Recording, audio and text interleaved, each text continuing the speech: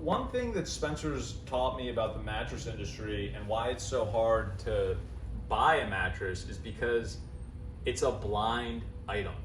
So what is a blind item? Well, what it really says, it's something that you don't know anything about, and it's hard to find information about it. It's just blind. Meaning, literally. Like, we don't really know what's behind this layer right here unless we cut it open. That's why we've been cutting open the mattress videos. So if you like our videos and you want to learn more about what's inside your mattress, I got a and tip, you want to, by the way, what's the tip? I got one tip.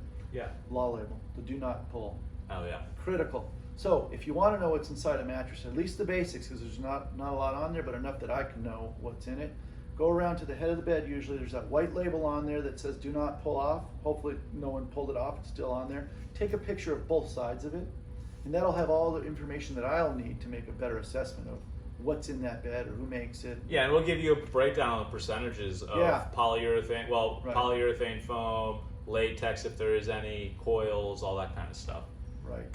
The goal is to probably stay away from as much polyurethane as possible, if possible. I mean, now, occasionally, we've looked inside a couple of mattresses and they don't necessarily line up with that label, but it's rare, but once in a while. It can happen. Once in a while, yeah. So thanks for watching. Hope you've learned a little something about blind items. If you like our channel, please subscribe, like this video, and comment. We love having discussions with our viewers.